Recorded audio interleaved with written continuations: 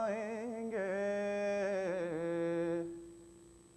ہے تصور میں میرے آمنہ کا لخت جگر،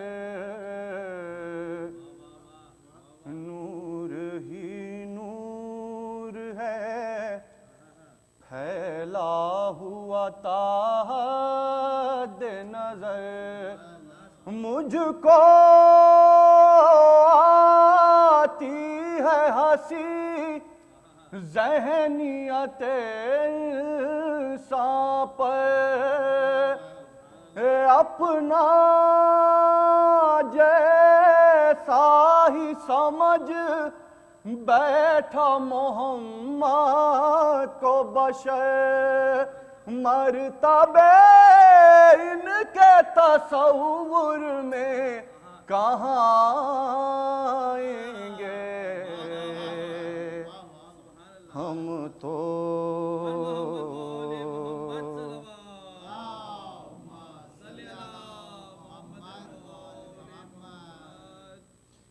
آواز پہ مرحمت اوروں کو خیبر میں علم فرمایا، 3 دن لشکر اسلام پلٹ کر آیا، فتح خیبر کو محمد نے جو مشکل پایا، دیکھ حیدر کو علم خلق کو یہ بتلایا، جب بھی کام آئیں گے مشکل میں علی آئیں گے، ہم تو آواز پہ لے کے احمد سے علم رن کو علمدار چلا، نصرت حق کے لیے حق کا وفادار چلا، غیر فرار چلا حیدر کرار چلا، اور کہہ دے مرحب سے کوئی اب ذرا تلوار چلا، انگلیوں پر در خیبر کو اٹھا لائیں گے، ہم تو آواز پہ درود پڑھیں محمد و آل محمد۔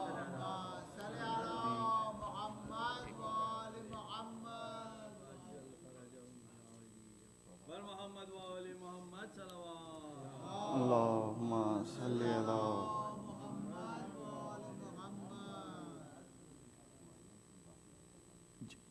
ایک اور درود پڑھیں محمد و آل محمد۔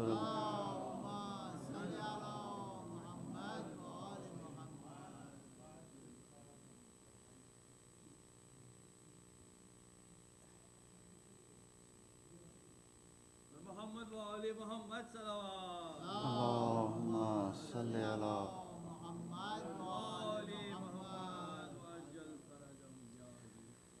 اللہ کا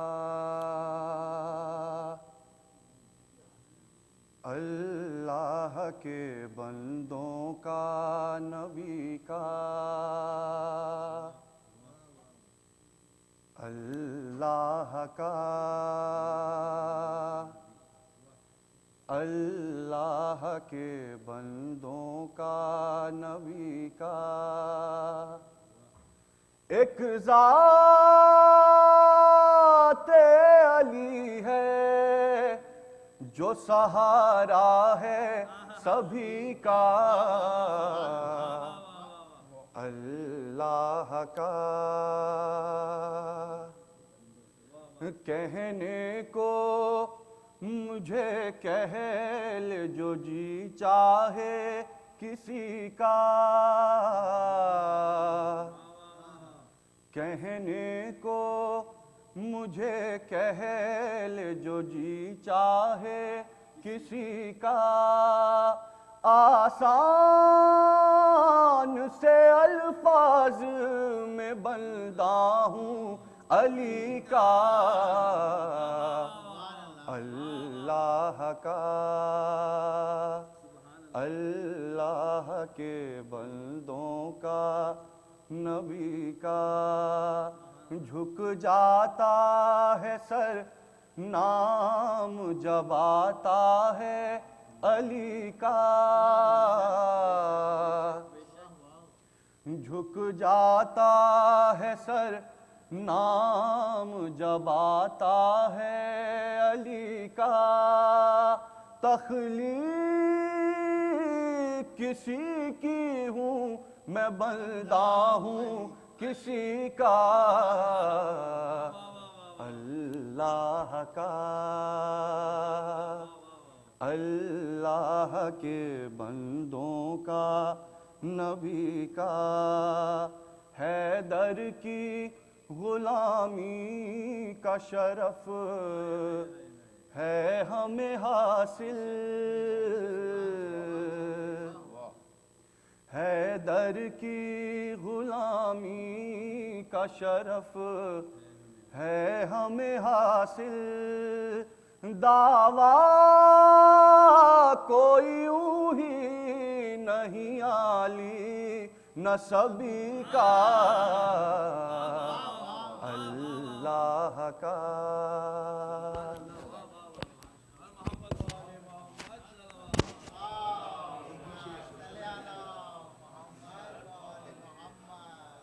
خطیب اکبر جناب مولانا اطہر صاحب قبلہ کی ایصال ثواب کے لیے یہ مجلس انجمن ذوالفقار حیدری کے زیر اہتمام میں منعقد ہو رہی ہے۔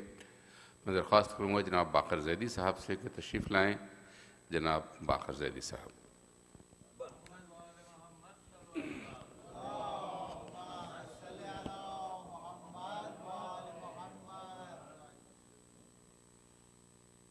محمد وآل محمد صلوات۔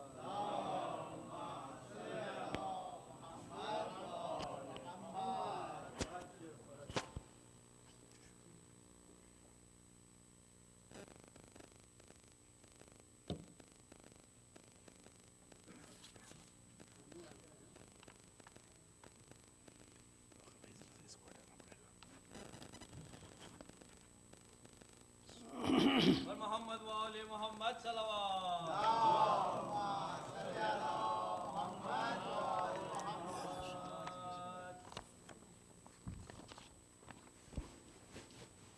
محمد وآل محمد صلوات۔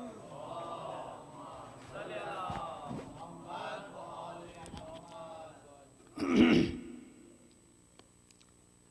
حضرت یہ نظم اس کا عنوان ہے سپاہ سے اتار، اور تقریباً 7-8 سال پہلے یہ نظم کہی تھی۔ اطہر صاحب سے میں نے پوچھا، he was a very nice man, human being اتنا اچھا، he was everything but a مولوی، سب سے بڑی خوبی ان کی یہ تھی، اے گریٹ مین، بہترین اوریٹر، بزلہ سنج مزاج اس قدر شگفتہ کہ آپ جتنی دیر بیٹھے رہیں گے ان کی محفل سے اٹھنے کو جی نہیں چاہے گا۔ تو انہوں نے کہا مجھے 50 سال ہو گئے میں ممبر کی لائف کو بھی، تو اس وقت میں نے یہ نظم لکھی تھی، اس میں 50 شعر ہیں، آپ برداشت کریں گے تو پڑھوں گا ورنہ چھوڑ دوں گا۔ محمد وآل محمد صلوات۔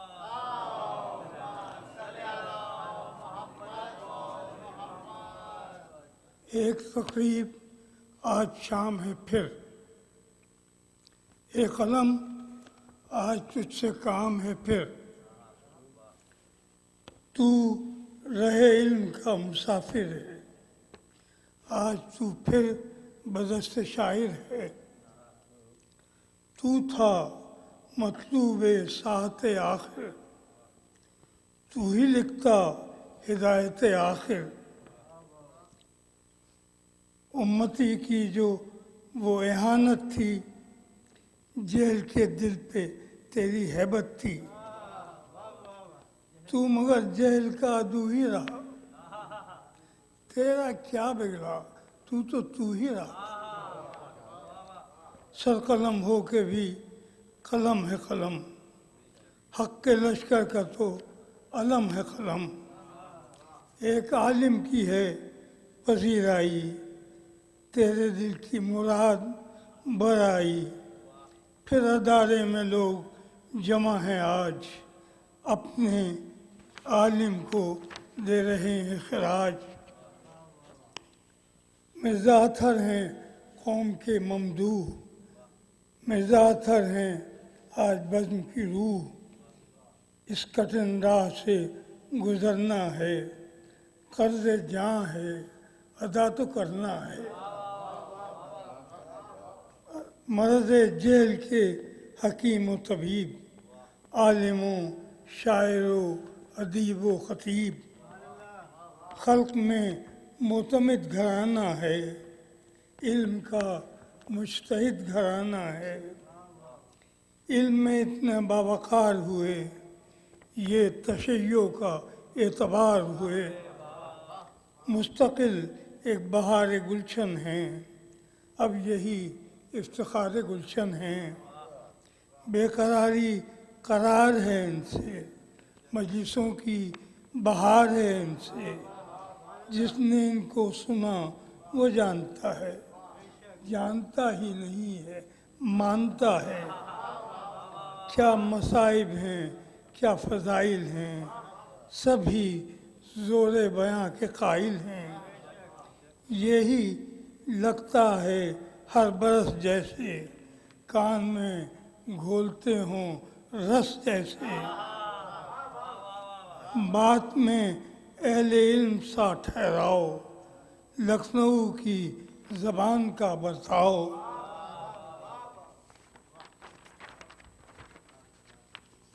بل محمد وآل محمد صلوات۔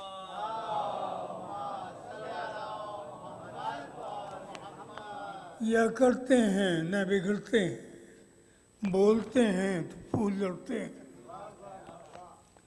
جو نہ بگڑے کہیں وہ ان کا بناؤ، کبھی چہرے پہ کوئی آؤ نہ تاؤ۔ نور حب علی ہے چہرے پر، کس قدر روشنی ہے چہرے پر۔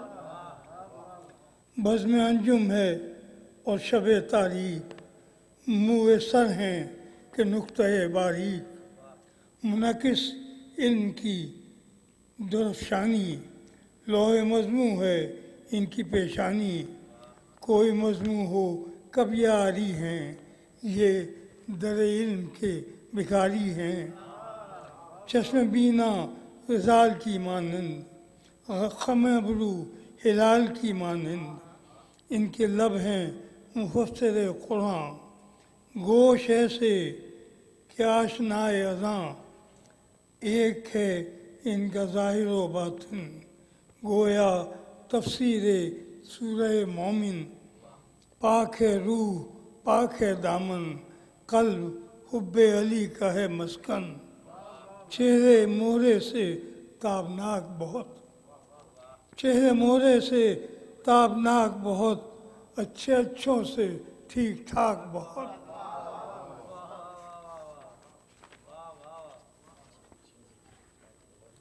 یہ زمین کیا ہے آسمان میں ہیں، چاہنے والے دو جہان میں ہیں۔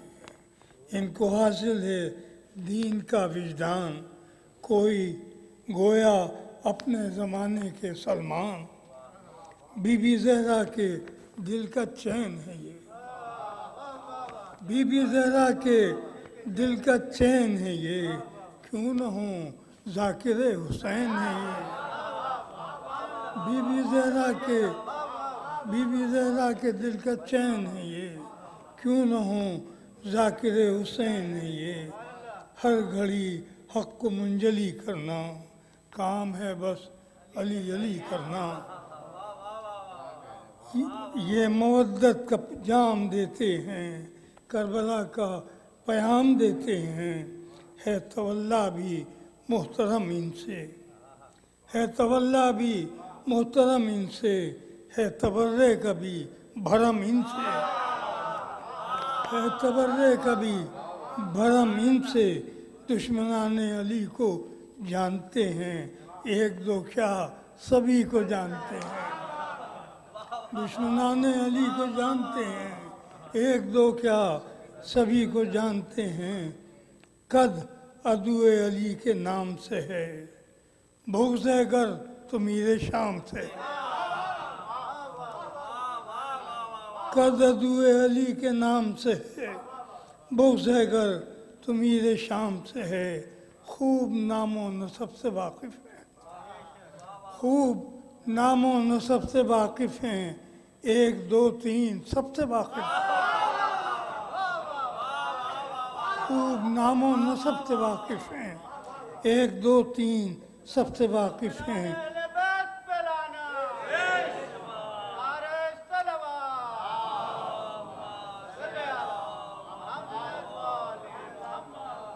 خوب نام و نسب سے واقف ہیں، ایک دو تین سب سے واقف ہیں، جانتے ہیں حسب نسب کا نصاب، شجر ازبر وہ ماہر انصاب، کر رہے ہیں باد امکانی، دودھ کا دودھ پانی کا پانی، کر رہے ہیں باد امکانی، دودھ کا دودھ پانی کا پانی، دشمنوں کے لیے وبال بنے، زخم یاراں کا اندمال بنے۔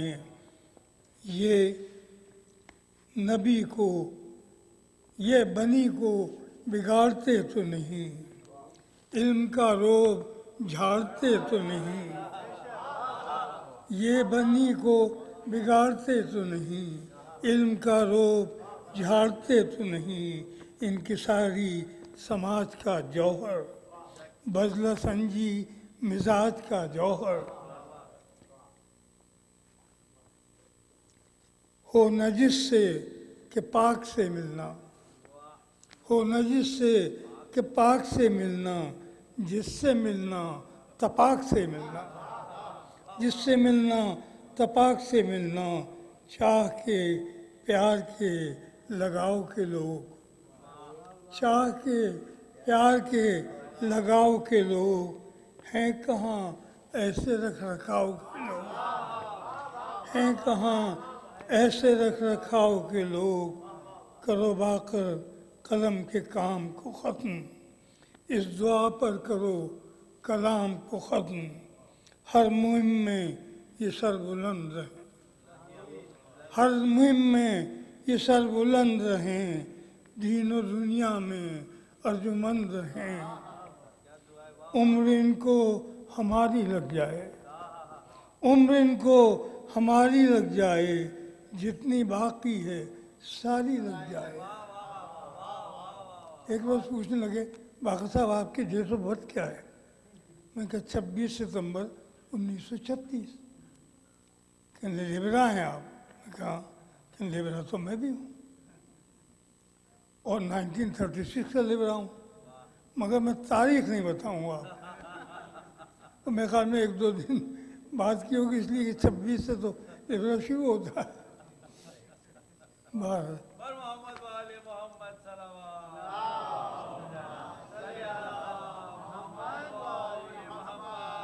عمر ان کو ہماری لگ جائے، جتنی باقی ہے ساری لگ جائے، پوری آدھی صدی کا ہے یہ سپاس، پوری آدھی صدی کا ہے یہ سپاس، اس لیے شعر بھی لکھے ہیں 50۔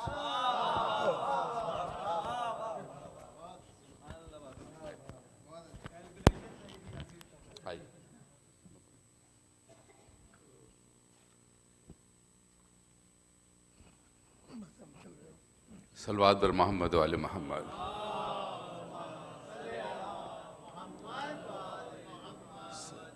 میں درخواست کروں گا جناب قبلہ مولانا منتظر عباس نقوی صاحب سے کہ تشریف لائیں، مجلس سے خطاب فرمائیں. ہماری خوش قسمتی ہے کہ یہاں موجود ہیں اور تشریف لائے ہیں اس مجلس سے خطاب کرنے کے لیے. محمد وآل محمد صلوات.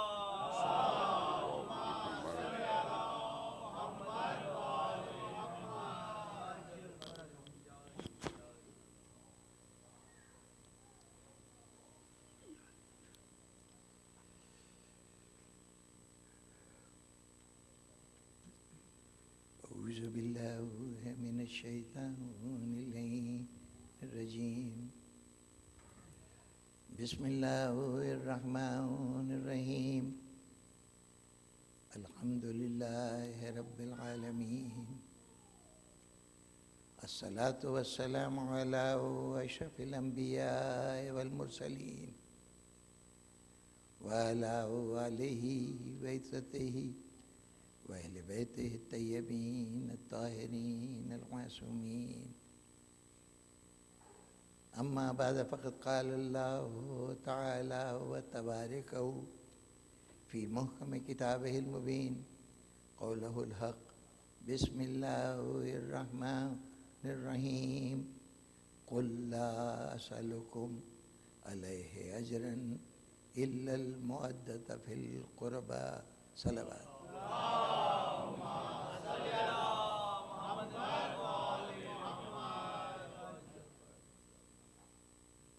سامعین محترم، ابھی جناب قبلہ باقر زیدی صاحب نے حقیقتاً حق ادا کیا اس عظیم ہستی کے تذکرے کا. اس میں ایک مصرع انہوں نے خصوصیت سے جناب مرزا اطہر صاحب کی توصیف کے طور پہ کہا، لیکن میں اس مصرعے کو صرف مرزا صاحب کے لیے نہیں بلکہ سمجھتا ہوں کہ یہ اس ممبر کی خطابت کا بنیادی مقصد ہے. وہ مصرعہ یہ تھا کہ یہ محبت، یہ مودت کا جام دیتے ہیں. یہ مودت کا جام دینا بس اسے تمہید سمجھیے، وقت کی ضرورت سمجھیے کہ بس اسی کی وضاحت مقصود ہے. سورہ شورا 41ویں سورہ، اس کی 23ویں آیت معروف آیت ہے، مومنین واقف ہیں. اس کی شرح مقصود نہیں، اس کی تفسیر میں کچھ نہیں کہنا، صرف اتنی سی بات کہ یہ پیغام، یہ فرمان پہلی مرتبہ مسلمانوں کے پیغمبر نے دنیا کے سامنے رکھا کہ میں تم سے اور کچھ نہیں مانگتا. حکم خدا سے پیغام ہے، لیکن یہ پہلی مرتبہ ہے سوائے اس کے کہ میرے قریبیوں سے مودت کرو. سوال یہ ہے کہ یہ پیغام مودت کیوں؟ کیا بہت ہی پست خیال ہوگا، لیکن بہر طور ذہن میں آ سکتا ہے کہ محض اپنے خاندان کے افراد کی پروجیکشن مقصود ہے. چاہتے ہیں کہ کم از کم ان سے قوم مودت کرے، محبت کرے. اگر حکم خدا نہ ہوتا اور صرف پیغمبر نے کہا ہوتا تو مسلمان تو بے دریغ رسول پہ الزام لگا دیتے کہ باقی کام تو ٹھیک تھا، بحیثیت رسول کے کیا، یہ بحیثیت بشر کے ہے کہ میرے گھر والوں کا خیال رکھنا. لیکن مسئلہ یہ ہے کہ یہ اللہ کی طرف سے ارشاد ہو رہا ہے. تو کیا چاہتا ہے پروردگار عالم؟ کیوں کچھ افراد کی مودت کو اجر کی حیثیت دی جائے؟ فرض بھی نہیں، واجب بھی نہیں. بہت سی وجوہات تھیں فرض اور واجب نہ کہنے کی. یہاں وہ لب و لہجہ نہیں کہ کتب علیکم الصیام، ہم نے لکھ دیا ہے تم پر روزوں کو. یہاں نہ لکھا گیا ہے، نہ فرض کیا گیا ہے، نہ حکم دیا گیا ہے. بس اتنا کہا گیا یہ اجر ہے. اجر ہے، جس چیز کا بھی اجر ہے، رسالت کا ہے، شفاعت کا ہے، جس چیز کا بھی اجر ہے. اتنی سی بات پیش نظر رہے کہ فرض ہو تو ہر فرض اوقات کا پابند. بہت سرسری تیزی سے گزروں گا کیونکہ یہ موضوع نہیں ہے. اوقات کا پابند ہے. 5 وقت کی نماز، رمضان کے روزے ایک دفعہ کر لیا، اپنے وقت میں ادا کر دیا تو اس کے بعد بری ذمہ ہو گئے. لیکن اگر کسی کی اجرت دینی ہے تو جب تک دے نہ دیں ہر لمحے وہ ادا کرنی واجب رہے گی. وہ کسی وقت کے ساتھ پابند نہیں. اور پھر آگے بڑی مشکل یہ ہے کہ یہ مودت ہے. محبت کی سپرلیٹو ڈگری ہے مودت. اگر نماز روزہ وغیرہ کوئی فرض ہوتا تو معلوم ہے کہ بھئی صبح کی نماز 2 رکعت پڑھنی ہے، پڑھ لی، نماز ہو گئی. روزے رمضان کے رکھ لیے 30 دن پورے تو فرض ادا ہو گیا. محبت کے لیے مجھے بتائیے کہ بھئی یہ 5 کام کر لو تو محبت ہو جائے گی. کوئی یہ واجبات مودت ہیں، یہ مکروہات مودت ہیں، یہ مبطلات مودت ہیں. کوئی پیمانہ نہیں ہے، کوئی ذریعہ نہیں ہے کہ کہا جا سکے کہ محبت کے تقاضے پورے ہو گئے. لطف کی بات یہ ہے کہ نماز کا مسئلہ ہو، مجھے نہیں معلوم کہ میری نماز صحیح ہوئی ہے کہ نہیں، پوری پڑھی ہے کہ نہیں، تو قبلہ و کعبہ کے پاس گئے، ان سے پوچھا حضور یوں پڑھی تھی، بتائیے نماز ہو گئی؟ انہوں نے کہا ہاں ہو گئی. ان سے نہیں پوچھا تو فتح العوام اٹھائی، توضیح المسائل اٹھائی، نماز کی کتاب اٹھائی، اس میں دیکھا کہ کیا قاعدہ ہے، اس کے مطابق نماز پڑھ دی. مجھے آج تک دنیا میں کوئی توضیح المسائل نہیں ملی، کوئی توفۃ العوام نہیں ملی جس میں یہ لکھا ہو کہ یہ کر لو تو محبت ہو جائے گی. چنانچہ مودت کا حق ادا نہیں ہوتا کسی سطح پہ بھی. یہ نہیں کہا جا سکتا کہ ہم نے حق ادا کر دیا. ہاں ایک صورت ہے کہ جو کچھ کیا ہے، لطف کی بات یہ ہے کہ فرض میں صاحب علم جج بن سکتا ہے، فیصلہ کر سکتا ہے کہ یہ صحیح ہوا کہ نہیں ہوا. فقیہ دیکھ سکتا ہے، بتا سکتا ہے کہ صحیح عمل ہوا کہ نہیں ہوا. محبت میں نہ کسی فقیہ کا دخل ہے، نہ کسی عالم کا دخل ہے، نہ کسی قبلہ و کعبہ کا دخل ہے. جہاں بھی محبت ہوگی اس کا صرف ایک جج ہے، ایک فیصلہ کرنے والا ہے. عمل محبوب کی طرف، محب کی طرف سے ہوگا، اس کا قبول کرنا یا نہ کرنا محبوب کا کام ہے. وہ قبول کر لے تو حق ادا، وہ رد کر دے تو اس کی کوئی وقت و حیثیت نہیں، چاہے کتنا بڑا عمل.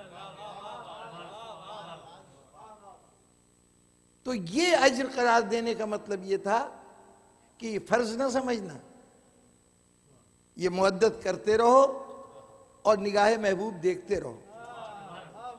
قبول ہو گیا تو کیا کہنے، اور ورنہ نہیں تو پھر سب کچھ کیا کرایا. یہ جتنی نماز روزہ ہے سب ختم. بالکل بظاہر غیر متعلق بات ہے. سید العلماء علامہ علی نقی صاحب قبلہ اللہ مقامہ ایک مقام پہ تقریر فرما رہے تھے تو کسی نے پرچہ بھیجا کہ عزاداری واجب ہے یا مستحب ہے، فرض ہے یا مستحب ہے. تو قبلہ و کعبہ نے کہا کہ بھئی میں فقیہ ہوں، مجھے حق پہنچتا ہے کہ با اعتبار فقہ جواب دوں، یعنی مستحب اور واجب کی اصطلاح میں جواب دوں.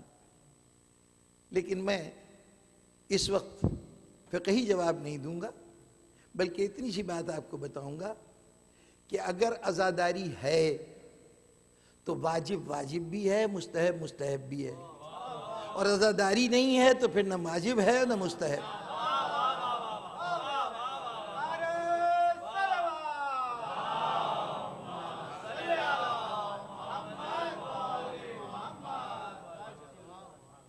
تو یہ معدت جو ہمہ وقت جاری و ساری، جس کا فیصلہ صرف محبوب کر سکتا ہے، اور جس کے بغیر نہ کوئی مستحب ہے اور نہ کوئی واجب ہے، اجر ہے، اجرت نہیں دی تو اب جس کام کے لیے اجرت دینی تھی وہ کام اس وقت تک آپ کے لیے حلال نہیں ہے جب تک اجرت ادا نہ ہو جائے۔ مکان بنایا ہے، جس کی اجرت واجب ہے، اگر وہ اجرت ادا نہیں ہوئی ہے تو ابھی نماز پڑھنے کی اجازت نہیں ہے، اس لیے کہ ابھی تمہاری ملکیت ثابت نہیں ہے۔ تو نماز روزہ کچھ نہیں ہے اگر اجرت ادا نہ ہو۔ تو آخر یہ اتنا شد و مت کے ساتھ یہ معدت کیوں واجب کی، کیوں اجرت قرار دی گئی؟ اجر رسالت یا اجر شفاعت، یہ ایک الگ بحث ہے۔ کیوں؟ کیا چند بڑے اچھے لوگ تھے، وہ قربا جن کو کہا جا رہا ہے، اہل بیت، وہ اتنی اچھی شخصیتیں تھیں کہ اللہ چاہتا ہے کہ ان کے ساتھ خلق خدا خصوصی طور پر غیر معمولی رویہ رکھے؟ یہ محض ان کی اچھائی پیش نظر ہے۔ تو ہم کیا اور ہماری محبت کیا؟ اگر وہ خود کسی کو اجر دینے پہ آئے گا تو ہماری اجرت کی کیا اہمیت ہے؟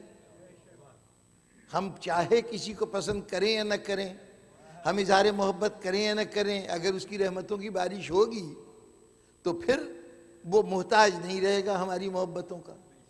اگر اتنے ہی اچھے ہیں تو جو عطا کرنا چاہتا ہے عطا کرے، اور اس نے کیا بھی ہے۔ ہم سے کیوں اجر کے لیے کہہ رہا ہے؟ اور وہ بھی معدت کا اجر، ان ہستیوں سے محبت کا اجر۔ بس اب یہاں سے وہ پہلو جدھر توجہ نہیں جاتی۔ اسلام ایک تحریک ہے، وہ تحریک کہ جو معاشرے کو بالکل بدل رہی تھی، انقلاب لا رہی تھی۔ اور یہ انقلاب ایک لمحے کا نہیں ہے، زندگی کے ہر قدم پر چلتے چلتے اسلام چاہتا ہے کہ وہ جذبہ برقرار رہے جو کسی تحریک کو قائم رکھنے کا سبب ہوتا ہے۔ دیکھیے، یہ اسلام کوئی کپڑے کو رنگنا نہیں ہے کہ رنگ میں ڈالا اور نکالا تو اب رنگا گیا، فراغت ہو گئی۔ جی نہیں، یہ یہاں یہ ایمان، فلاں آدمی فلاں تاریخ کو ایمان لے آیا، جہاں پہ بولا یہ کوئی جواب نہیں ہے، یہ کوئی ثبوت نہیں ہے کہ وہ مومن ہے۔ ایمان لایا نہیں جاتا، ایمان رکھا جاتا ہے، ایک مستقل کیفیت کا نام ہے۔ بھئی آپ سے یہی تو کہا گیا ہے نا کہ اللہ کی بارگاہ میں یہ دعا کرو کہ پروردگار ہمیں صراط مستقیم پر رکھ۔ یہ صراط مستقیم، سیدھے راستے پر رکھ، راستے پہ رکھنا کیا معنی؟ یہ کہتا کہ خداوندہ ہمیں منزل پہ، یہ دعا سکھاتا کہ پروردگار ہمیں منزل تک پہنچا دے، ہمیں جنت تک پہنچا دے۔ کوئی اور گول فکس کر دیتا کہ اس کو اچیو کر لو، اس کی دعا مانگا کرو کہ یہ اچیو ہو جائے۔ اچیو کیا کرنا ہے؟ رستے پر رہنا، یعنی یہ ایک مسلسل عمل ہے جس کا اختتام نہیں ہے، چلتے رہنا ہے نا۔ راستے پہ ہیں، منزل بتا دیتے، منزل معین کر دیتے تو پہلی بات تو یہ ہوتی کہ صاحب یہ منزل جو ہے اتنے ڈسٹنس پہ ہے تو اتنی عمر ہوگی تو حاصل کریں گے، اگر اس سے پہلے دنیا سے چلے گئے تو محروم رہ گئے، اور اگر وہ عمر آ گئی اور ابھی زندگی کے کچھ دن باقی ہیں تو اب منزل تو حاصل ہو گئی، اب بیکار بیٹھے ہیں۔ اس کے مقابلے میں راستہ وہ چیز ہے کہ چلتے رہیے، کبھی ختم نہیں ہوگا۔ تو چنانچہ ہم سے کہا گیا کہ راستے پر چلتے رہو۔ نماز پڑھ لی، ادا ہو گئی، روزہ رکھ لیا، ادا ہو گیا، حج کر لیا، ہو گیا۔ یہ چلتے رہنے کا عمل کہاں ہو سکتا ہے؟ یہ اگر مسلسل چلتے رہنے کا عمل ہو سکتا ہے تو میدان مودت میں ہو سکتا ہے. محبت کی کوئی منزل نہیں ہے. محبت یوں نہیں کہ بس ہو گئی تو ہو گئی، نہیں، محبت جاری رہے گی تب ہے، ورنہ نہیں ہے.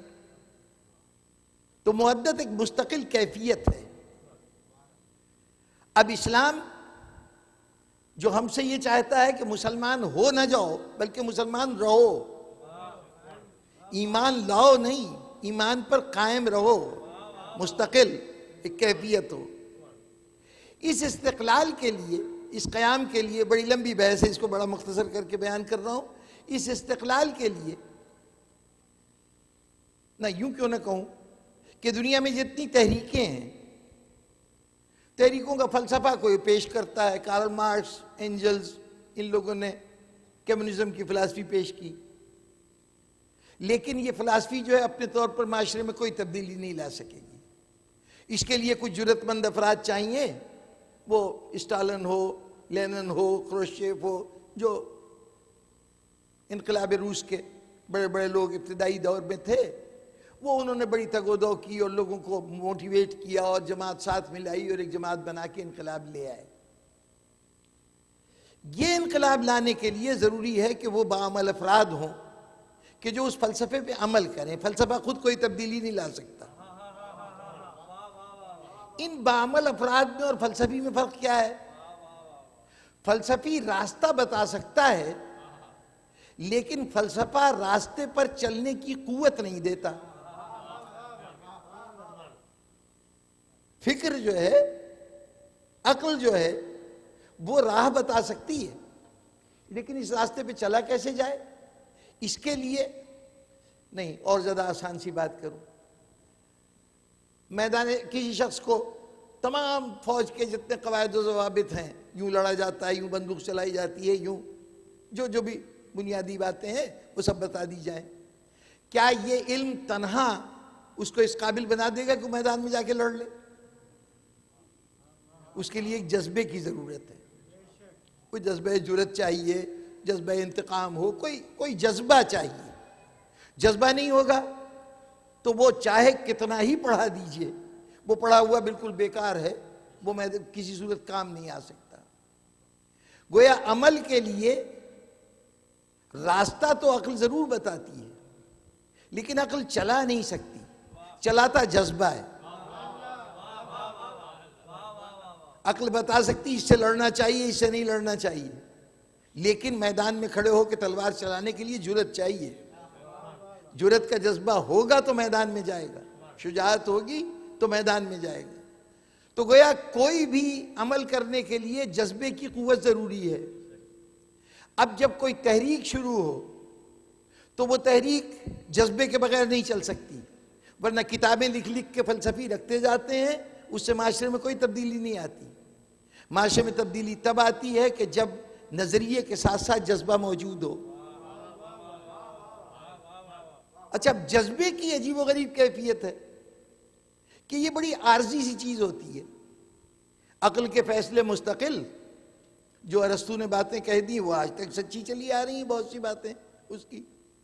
لیکن جو جذبہ کسی بھی موقع پر ماضی کے کسی مرحلے پر تھا، تھوڑا سا وقت گزرتا ہے وہ جذبہ ٹھنڈا ہو جاتا ہے. بڑا جلال آیا، غصہ آیا کسی بات پہ، تھوڑی دیر بعد ہم مطمئن ہو کے بیٹھ گئے، معلوم ہوا کہ صاحب غصہ ٹھنڈا ہو گیا. ہر جذبہ ٹھنڈا ہو جاتا ہے کچھ دیر کے بعد. عقل کے فیصلے مستقل، جذبہ عارضی. اب تحریک چل نہیں سکتی جب تک جذبہ نہ ہو. اگر کوئی تحریک جذبے کے بغیر ہو جائے تو پھر تحریک نہیں رہتی، رسم بن جاتی ہے.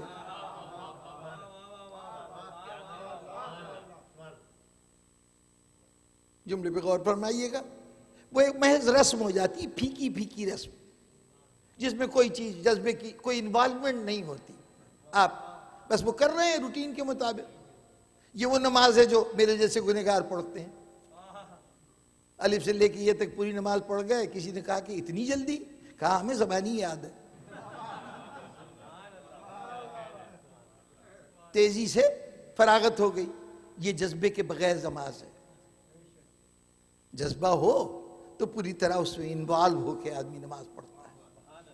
تو جب جذبہ نہیں رہتا رسم رہ جاتی ہے, اور رسم رہ جائے تو پھر تحریک نہیں ہے, پھر تو صرف چند ریچولز ہیں وہ ادا ہو رہے ہیں, وہ معاشرے میں کوئی تبدیلی نہیں لا سکتے.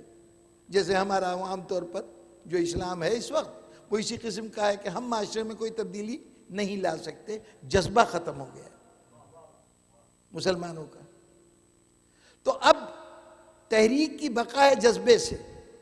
جذبہ انتہائی شارٹ لیونگ, بہت مختصر سی زندگی.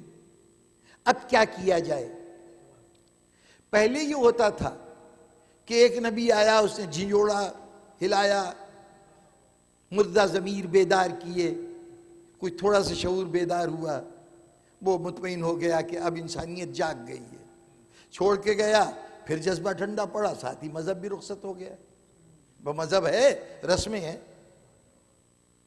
یہ مسلسل چل رہا تھا. ہوتے ہوتے خزانہ قدرت میں اب نبوت کا اسٹاک ختم ہو گیا, آخری نبی آ گیا. اب آخری نبی آ گیا, اس کی نبوت کو قیامت تک رہنا ہے, اس کے لائے ہوئے دین کو قیامت تک رہنا ہے.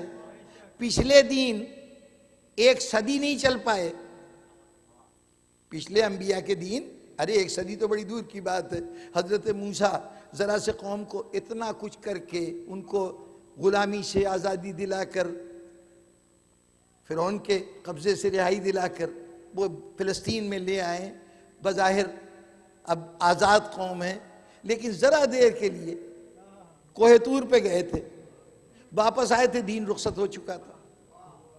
وہ سامری کا گوشالہ بنا کے پرستی شروع ہو گئی. وہی جو خدا واحد کے ماننے والے تھے وہ ایک بچھڑے کی پوجا کرنے لگے. تو پچھلے انبیاء کا دین تو ایک صدی نہیں رہا, بلکہ بعض صورتوں میں تو چند دن نہیں رہا نبی کے بغیر. اب زمانے کو قیامت تک نبی کے بغیر رہنا ہے, اور اس دین کو اس اختتام قائم دنیا تک قائم رہنا ہے. تو اب جذبہ کہاں سے آئے؟ اس کے لیے ضروری تھا کہ کوئی ایسا جذبہ اٹیچ کر دیا جائے کہ اگر یہ جذبہ موجود رہے تو دین پہ خود بخود قائم رہے. پھر دین ایک تحریک ہو, محض تھوڑی دیر کا, یعنی کچھ رسموں کو ادا کر دینا نہ ہو. چنانچہ اس کے لیے کہا گیا ہے حبیب, دیکھو ایک جذبہ ایسا ہے کہ جب یہ آتا ہے تو یہ مکمل طور پر شخصیت پہ قبضہ کر لیتا ہے, اور یہ جذبہ محبت کا جذبہ ہے. اور جتنے جذبے ہیں نا وہ ایک کیفیت طاری تو کرتے ہیں, کبھی پوری شخصیت پر اور کبھی جزوی طور پر. غصہ آیا تو آنکھیں لال ہو گئیں, مٹھیاں بھیج گئیں, ہو سکتا ہے لڑنے کے لیے بھی تیار ہو گئے, بس تھوڑی دیر کے لیے یہ کیفیت پیدا ہوئی, باقی معمولات اپنے ویسے ہی چل رہے ہیں. لیکن ایک ذرا سے محبت پیدا ہو جائے, دلچسپی پیدا ہو جائے, کسی کو کھیل سے دلچسپی ہے, کہا جناب یہ تو عاشق ہے فلاں کھیل کا. اچھا وہ عاشق صاحب کا کیا حال ہے؟ صبح سویرے اٹھتے ہیں, اب وہ جا کے جم میں ایکسرسائز کر رہے ہیں, اپنے جسم کو ایسا بنا رہے ہیں کہ اس کھیل کے لیے مفید ہو سکے. ناشتہ کرنے بیٹھے تو سوچ رہے ہیں کہ کیا کھائیں کیا نہ کھائیں. وہ باقاعدہ ایک فہرست بنا رکھی ہے کہ یہ چیزیں جو ہیں اسے کھانے سے وزن بڑھتا ہے, اور اس سے یہ ہو جاتا ہے, اس سے وہ ہو جاتا ہے. وہ کھائیں گے جو کھیل کے لیے مفید ہو. گھر سے باہر نکلے تو ان دوستوں کی تلاش ہے کہ جو اس کھیل سے دلچسپی رکھتے ہیں, وابستہ ہیں. ان حضرات سے تعلق پیدا کر رہے ہیں کہ جو اس کے اندر کسی اعتبار سے کسی بڑی ٹیم میں شامل کرا سکتے ہیں, کہیں پہنچا سکتے ہیں. اب صبح سے لے کے شام تک, اور حتیٰ کہ سوئیں گے بھی تو خواب میں وہی کھیل نظر آ رہا ہے, اور اس میں خود کو کھیلتا محسوس کر رہے ہیں. معلوم یہ ہوا کہ ذرا سے دلچسپی اگر ایک کھیل سے ہوئی تو زندگی کا محور و مرکز کھیل بن گیا. اب اگر کچھ ہستیوں سے محبت ہو جائے, اچھا اب محبت کا مسئلہ یہ تھا کہ محبت کا پہلا تقاضا یہ کہ اب کسی اور کے نہیں ہونا. بنیادی ڈیمانڈ یہ ہے کہ یہاں تو کمپلیٹ سبمیشن ہوگی تب تو محبت ہے, ورنہ یہ نہیں کہ آدھی محبت ہم سے اور آدھی کسی اور سے. یہ نہیں ہو سکتا, یہ تقسیم نہیں ہو سکتی. کل کے کل داخل ہو جاؤ محبت میں، کل کے کل داخل ہو جاؤ. ادھر وہ لا شریک ہے، شرکت کو برداشت نہیں کرتا، وہ یہ نہیں چاہے گا کہ اس کا بندہ کسی اور کا بندہ بنے. اور محبت کہتی ہے کہ محبوب کا بندہ ہو جاؤ، اب کسی اور کے نہ بنو. تو یہاں محبوب میں اور اللہ میں براہ راست کلیش ہے. تو ایسے محبوب چنے جائیں کہ محبت تو ان سے ہو لیکن عشق اللہ سے ہو جائے.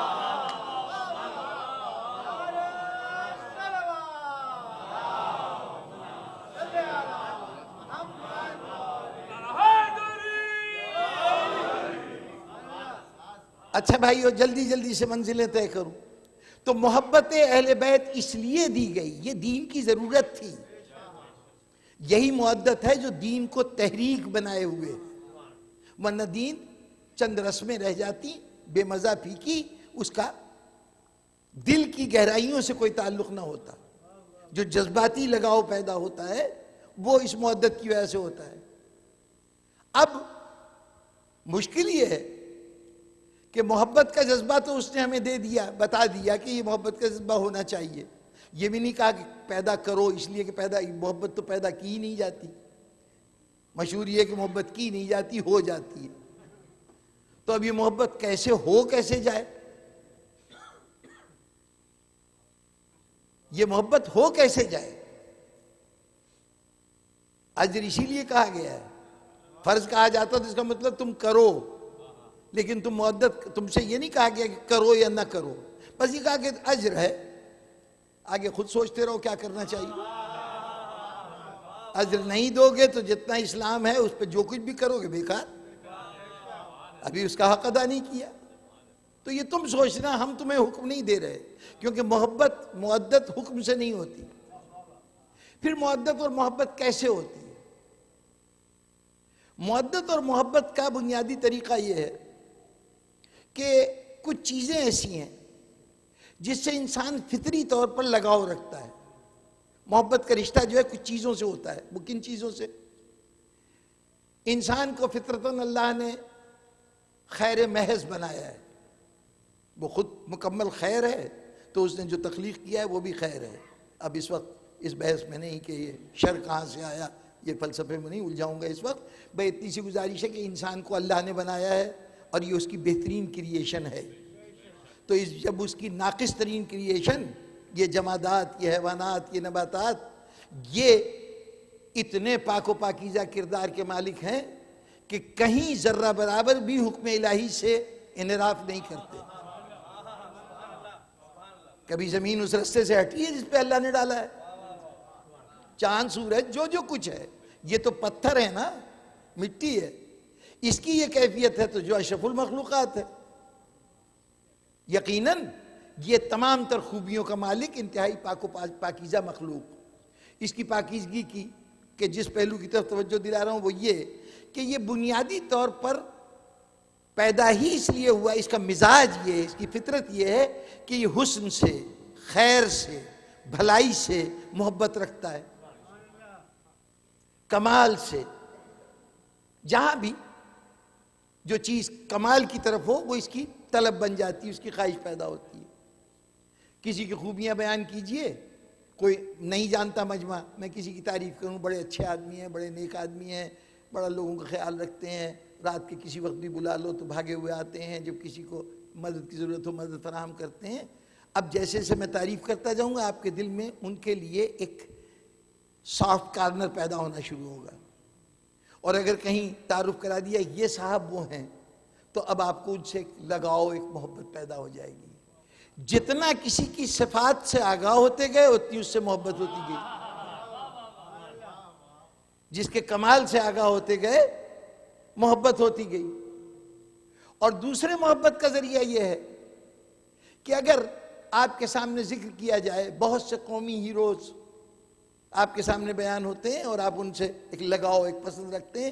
ان قومی ہیروز نے کیا کیا ہے؟ صاحب انہوں نے فلاں موقع کے اوپر اتنی بڑی قربانی دی قوم کے لیے، یہ اپنے ملک کو، ملت کو بچانے کے لیے یہ جان پہ کھیل گئے.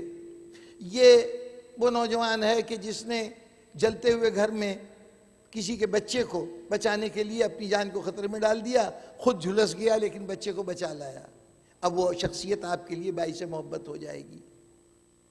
یعنی محبت کے لیے حکم نہیں دیا جا سکتا، محبت کی نہیں جاتی، ہو جاتی ہے، لیکن کس سے ہوتی ہے؟ یا تو اس کے فضائل سے آگاہ ہوں یا اس کی قربانیوں سے آگاہ ہوں۔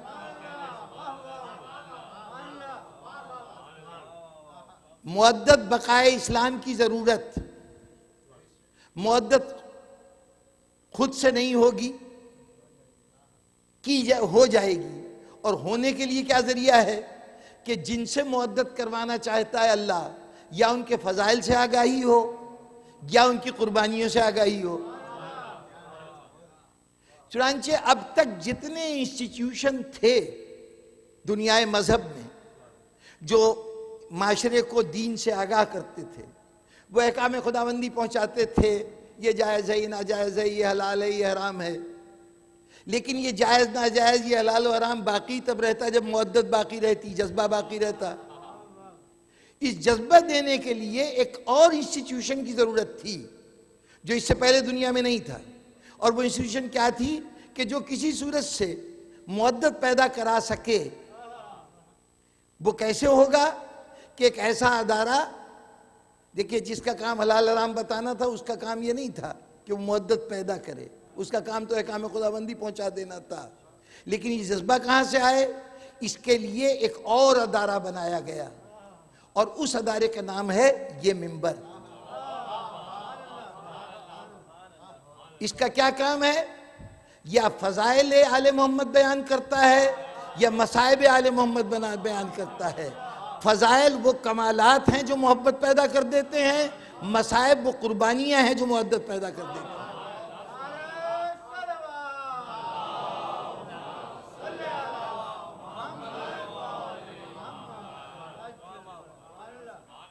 یہ منبر ہے ہی اس لیے، تقاضے تو بہت سے ہیں کہ صاحب آپ فقہ کے مسائل بھی بیان کیا کیجئے، وہ جناب قوم کی رہنمائی بھی کیجئے، اتنا مجمع آپ کے اس پہ جمع ہو جاتا ہے، اب آپ کی ذمہ داری ہے کہ ان کو رستے پہ چلائیے۔ جناب والا ہماری یہ ذمہ داری نہیں ہے، مجھے صاف لفظوں میں کہنے دیجئے کہ یہ جنگ کرائی جاتی ہے محراب و منبر کے درمیان۔ سرکار ہم اس منبر کے مدعی نہیں ہیں، ہم منبر کے مدعی نہیں ہیں۔ یہ یہاں بیٹھ گئے ہیں تو اس کو آپ منبر کہتے ہیں؟ آفیشل منبر، شریعت کا منبر وہ منبر ہے کہ جس پر جب خطیب کھڑا ہوتا ہے تو شریعت پہلے اس کے لیے مجمع جمع کرا دیتی ہے، اس کے بعد یہ حکم لگا دیتی ہے کہ جتنی دیر یہ بولے گا خبردار کوئی اور کام نہ کرنا، پوری توجہ سے اس کی بات سننا، حتیٰ کہ کوئی نفل نماز بھی اس دوران میں نہیں پڑھ سکتے، پوری توجہ سے اس کی بات سنو۔ غیر معصوم انسان ہے لیکن جو کچھ کہہ رہا ہے اس کو سنو۔ یہ اہتمام کہ تمہارے لیے مجمع جمع کر دیا گیا اور مجمع کو پابند کر دیا گیا کہ تمہیں سنیں، اور مزید قربانی یہ کر دی کہ میری 4 رکعتیں تھی نماز ظہر کی، جس وقت تم خطبہ دو گے تو تمہارے 2 خطبوں کے بدلے میں ہم 2 رکعت معاف کر دیں گے۔ اب نماز جمعہ 2 رکعت رہ گئی صرف اس کا خطبہ سنانے کے لیے۔ یہ ہے ہمارا آفیشل منبر۔ یہ تو آپ نے ایک چیز بنا دی جہاں میں بیٹھ کے تقریر کر رہا ہوں، ورنہ جس سلسلے میں ہم آتے ہیں وہاں پر اس کی کوئی ضرورت نہیں۔ اگر قصاب کی دکان ہو تو وہ بھی منبر، اگر وضو کا پانی ہو تو وہ بھی منبر، بازار بھی منبر بن سکتا ہے، گھر بھی منبر بن سکتا ہے، جہاں چاہیں۔ کوئی منبر سے یہ مشروط نہیں ہے، اور نہ ہمارا کوئی دعویٰ ہے، اس منبر کا کوئی دعویٰ نہیں ہے کہ جناب ہم آپ کو یہ جائز و ناجائز حلال حرام بتاتے ہیں۔ اس کے لیے علم چاہیے، یہ بتانے کے لیے کہ کیا جائز ہے کیا ناجائز ہے، اس کے لیے علم کی ضرورت ہے۔ لیکن یہاں جو کام ہو رہا ہے اس کے لیے علم کی نہیں، جذبے کی ضرورت ہے۔ بنیادی ضرورت جذبے کی ہے، اس لیے کہ وہ مشہور جو محاورہ ہے کہ لو بگیٹس لو، محبت ہی محبت کو حاصل کر سکتی ہے. اگر یہاں جذبہ نہیں ہوگا تو مجمع میں جذبہ نہیں پیدا ہو سکتا، اور اس کا کام ہے کہ جذبہ پیدا کرے. دیکھیے بعض تاریخی حوالے بڑی اہمیت کے حامل ہیں. کربلا کا قافلہ لٹنے کے بعد سرزمین مدینہ میں داخل ہوا. حدود مدینہ میں ابھی آ کے رک گیا قافلہ. جناب زینب نے کہا یوں نہیں جائیں گے. مدینے والوں سے کہو کہیں ایسا نہ ہو کہ میں خاموشی سے چلی جاؤں تو دنیا کہے کہ سب کچھ لٹا کے آئی ہے، منہ چھپا کے گھر میں جا کے بیٹھ گئی. نہیں، پتہ چل جائے دنیا کو کہ یہ عام خاتون نہیں آئی ہے، یہ دمشق کی حکومت کو شکست دے کے آئی ہے. فاتح زینب آئی ہے، اس کا استقبال اس طرح کرو جیسے فاتح کا استقبال کیا جاتا ہے. اس موقع پہ ایک عجیب سی بات ہوئی کہ جناب زینب نے خواہش ظاہر کی کہ وہ جو قافلہ سالار کے طور پر ایک گائیڈ کے طور پہ آدمی ساتھ آیا تھا، اس کا نام تھا بشیر ابن جزلم. جزلم ایک عربی زبان کا شاعر تھا، یعنی اس کا باپ. تو جناب سیدہ نے پوچھا، جناب خاتون جنت کی صاحبزادی جناب زینب نے پوچھا کہ اس سے ذرا دریافت کرو کہ اس کا باپ شعر کہتا تھا، کیا یہ بھی شعر کہہ سکتا ہے؟ اس نے کہا ہاں کچھ مصرے موضوع کر لیتا ہوں. کہا اچھا تم جا کے اعلان کرو کہ ہم آ گئے ہیں. کبھی غور کیا یہ کیا بات کیا ہے؟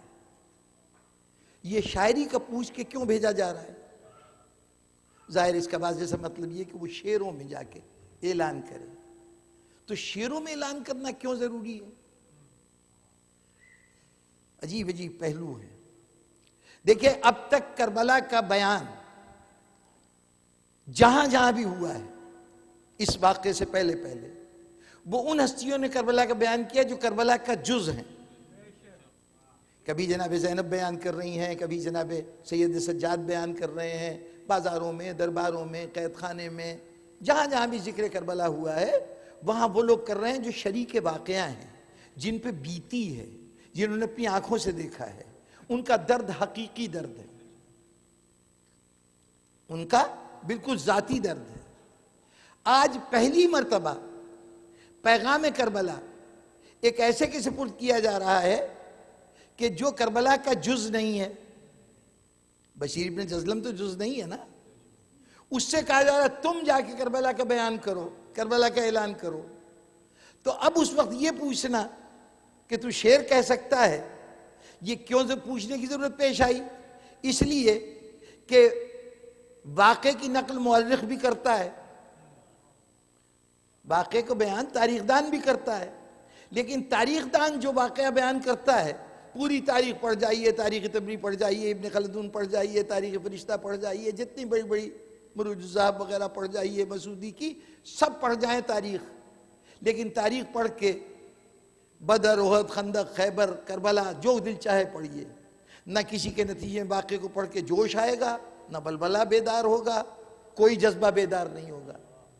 تاریخ تو اس نے بالکل ایکوریٹ، بالکل صحیح بیان کی ہے، لیکن جذبہ نہیں ہے.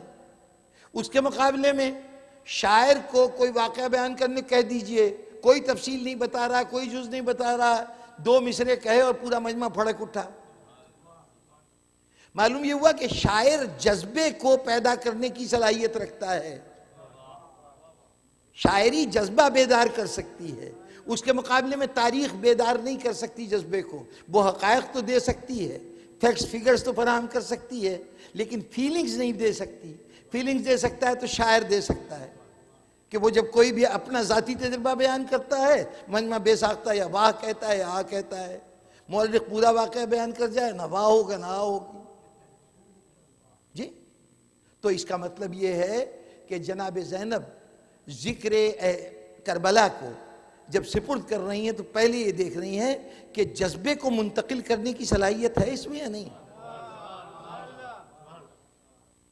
یہ تو ذریعہ تھا کربلا اس معدت کو بیدار کرنے کا، اور معدت کو بیدار کرنے کے لیے جذبے کا منتقل ہونا ضروری ہے.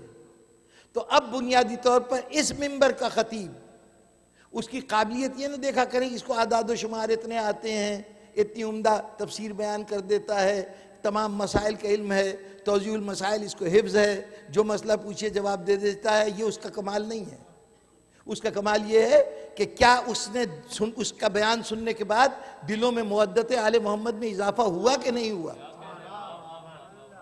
وہ جس کو ہم کہتے ہیں نا ایمان تازہ ہو گیا، وہ ایمان تازہ کرنے کی اہلیت اس میں ہے کہ نہیں ہے؟ یہ ہے تو پھر اس کے بعد محسوس ہوتا ہے کہ وہ بڑا خطیب ہے۔ یہاں خطابت کا پیمانہ جذبہ محدت و محبت کو پیدا کرنا ہے، بیدار کرنا ہے، اور کس طرح سے کہ فضائل بیان کرے تو بے ساختہ ان ہستیوں سے لگاؤ پیدا ہو، مصائب بیان کرے تو ان کا درد اپنے دل میں محسوس ہونے لگے۔ اور اب سوچئے کہ جو خطیب اکبر کہلاتا تھا وہ کیا ان جوہروں سے مالا مال نہیں ہوگا؟ اس اعتبار سے نہیں۔ ابھی قبلہ باقر صاحب جناب مرزا اکبر صاحب کے سلسلے میں مرزا اطہر صاحب کے سلسلے میں یہ ارشاد فرما رہے تھے کہ ان کی تاریخ پہ بڑی گہری نظر تھی، یقیناً تھی، لیکن یہ ان کا کمال نہیں ہے کہ تاریخ پہ گہری نظر ہے۔ کمال یہ ہے کہ ان کے بیان سے جو عوام میں رد عمل ہے وہ کس قسم کا ہے۔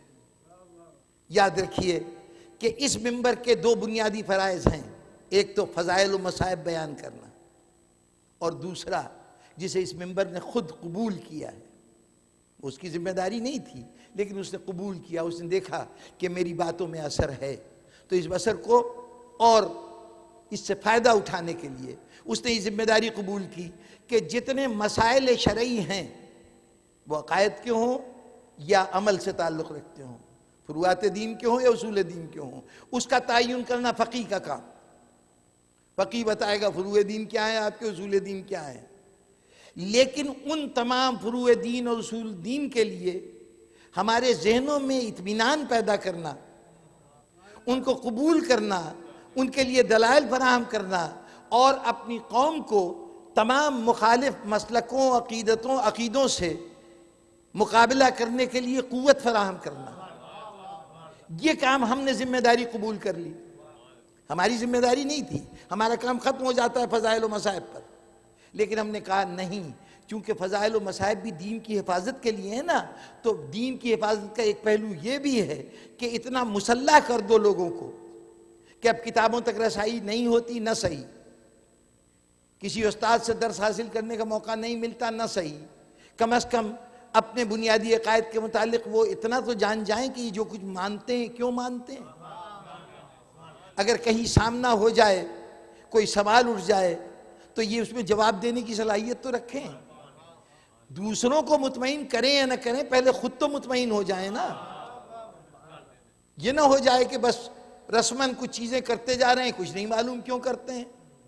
چنانچہ ہر عمل کے پیچھے فکر کیا ہے، نظریہ کیا ہے، کیا مفادات ہیں جس کے لیے عمل کیا جاتا ہے، کیا آرگومنٹس ہیں جو اس کو سپورٹ کرتے ہیں، یہ سب فراہم کرنا بھی اس ممبر نے ذمہ داری قبول کر لی۔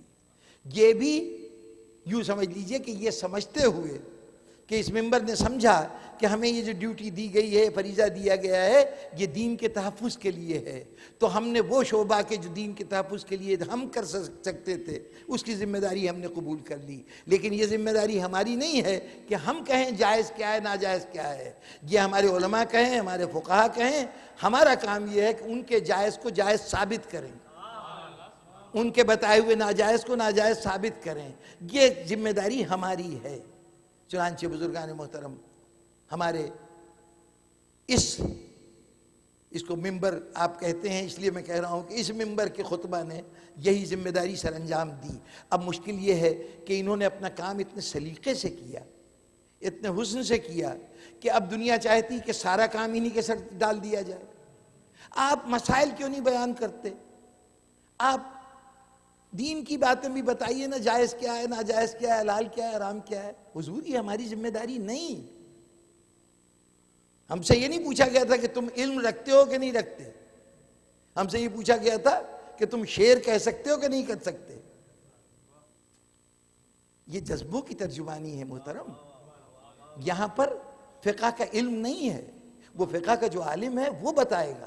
ہاں ہمیں مسئلہ بتا دیجئے کہ آپ کیا کہتے ہیں، اس کے بعد ہم اپنی پوری کاوش کریں گے، کوشش کریں گے کہ اتنا مضبوط کر دیا جائے آپ کی کہی ہوئی بات کو کہ اس کی کوئی تردید نہ کر سکے۔ ہم وکیل ہیں آپ کے، اپنی ذمہ داری ہمارے سپرد نہ ڈالیے، ہمارے سر نہ ڈالیے، کیونکہ یہ پھر یہ ہوگا کہ بڑھئی کے سپرد لوہار کا کام کیا جا رہا ہے۔ یعنی ایک الگ شعبہ ہے، آپ کا کام ہے، اور آپ کا میدان، آپ کے سورسز بالکل الگ ہیں۔ آپ کے تمام مسائل یہاں سے آتے ہیں، ہمارے مسائل یہاں سے نکلتے ہیں، الگ الگ جگہ ہیں، الگ الگ معاملہ ہے۔ مرزا صاحب اس معاملے میں، اب میں ان کے کس کس مرحلے کا ذکر کروں؟ خطابت میں دیکھیے فضائل اہل بیت کا انداز۔ ایک مرتبہ تقریر کرتے ہوئے کہنے لگے کہ صاحب یہ اتحاد بین المسلمین کی باتیں، کہنے لگے صاحب بہت سی باتیں ہوتی ہیں، میں 2 فارمولے پیش کرتا ہوں اتحاد کے۔ اب وہ 2 فارمولے کیا ہیں؟ انہوں نے پہلا فارمولہ یہ کہا کہ بھائی سیدھی سی بات ہے کہ بھئی یہ طے کر لو کہ تم جو کچھ تم ہو وہ تم رہو گے، اور جو ہم ہیں وہ ہم رہیں گے۔ ہم اپنا اپنا کام کرتے رہیں، اس کے ساتھ بھائی چارے کے ساتھ رہیں، نہ میں آپ پہ اعتراض کروں نہ آپ مجھ پہ اعتراض کریں، نہ میں آپ سے بحث کروں نہ آپ مجھ سے بحث کریں، نہ میں آپ کے گھر میں جھانکوں کہ آپ کیا کر رہے ہیں، نہ آپ میرے گھر میں جھانکیے کہ ہم کیا کر رہے ہیں۔ آپ اپنا کام کرتے رہیں، ہم اپنا کام کرتے رہیں۔ ایک چارٹ بنا لیں کہ کون سی باتوں پہ ہم متفق ہیں، اور ان متفقہ باتوں کو اچیو کرنے کے لیے آپ بھی کوشش کیجئے، ہم بھی کوشش کریں۔ اس کے بعد جو اختلافی پہلو ہیں وہ آپ اپنے طور پہ سر انجام دیتے رہیے، مجھے اس سے غرض نہیں ہونی چاہیے، جو ہم کرتے رہیں اس سے آپ کو غرض نہیں ہونی چاہیے۔ یہ جو شروع ہو گئے کہ صاحب یہ ان کی نماز غلط ہے، یہ قبول نہیں ہوگی، ان کا روزہ غلط ہے، یہ قبول نہیں ہوگا، تو بھائی یہ قبول کرنے نہ کرنے کا فیصلہ تو اللہ کو کرنا ہے۔ جب آپ یہ کہتے ہیں کہ صاحب ہمیں یہ جو کچھ ملا ہے یہ طرز عمل رسول ہے، اور ہم بھی یہی کہتے ہیں، تو ایسی صورت میں دونوں کا موقف تو ایک ہے۔ اب اس میں سے کون صحیح ہے کون غلط ہے یہ فیصلہ تو اللہ کرے گا۔ تو مرزا صاحب کا جملہ تھا کہ بھائی مولوی صاحب آپ مولوی صاحب رہیے، خدا بننے کی کوشش نہ کیجیے۔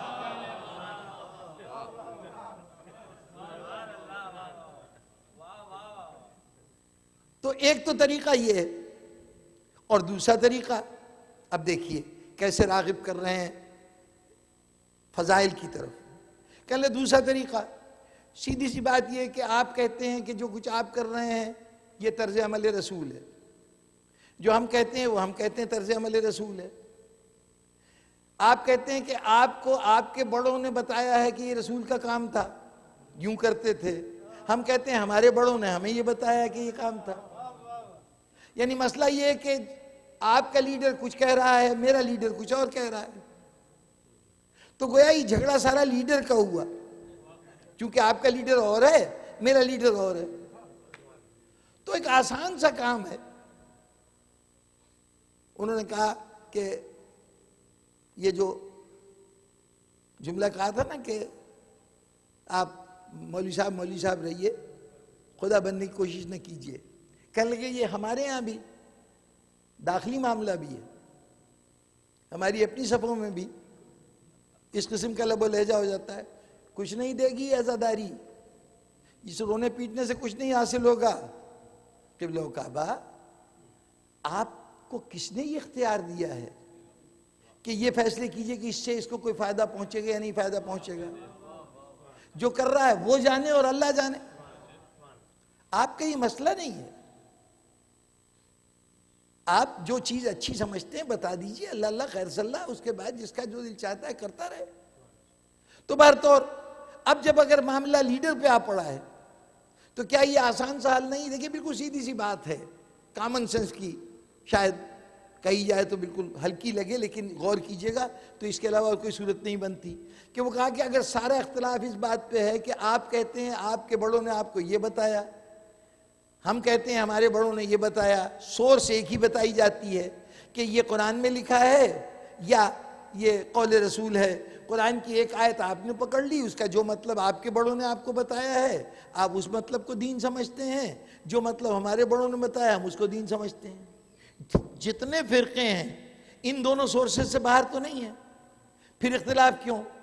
مرکز ایک ہے، وہیں سے نکل رہے ہیں، تو یہ پھر آخر اختلاف کیوں؟ اختلاف اس لیے ہے کہ جس بڑے کی آپ بات کر رہے ہیں اس بڑے کا اختلاف ہے دوسرے بڑے کے ساتھ، تو کیا ایسا ہو سکتا ہے کہ کیوں نہ ہم کسی ایسے بڑے کو چن لیں جس سے نہ آپ کو اختلاف ہو نہ مجھے اختلاف ہو؟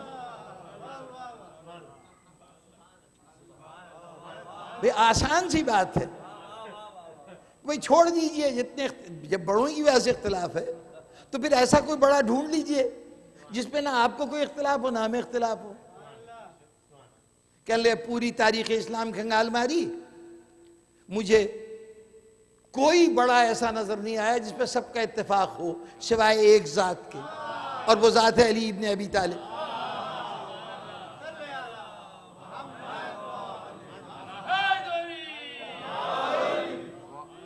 اور بس اب فضائل شروع ہو گئے کہ اب یہ وہ ذات ہے کہ چلیے لیڈرشپ کے لیے جو جو کوالٹیز چاہیے، مسلمانوں کا رہنما ہونا ہے نا، تو جو جو کوالٹیز چاہیے پہلے ان کی لسٹ بناتے جائیے۔ مثلا یہ کہ سب سے پہلی کوالٹی ہونی چاہیے کہ مسلمان ہو، مسلمانوں کا رہنما ہے۔ تو اب صورت یہ ہے کہ تمام گروہ صحابہ رضی اللہ، صرف ایک ہے جو کرم اللہ وجہہ۔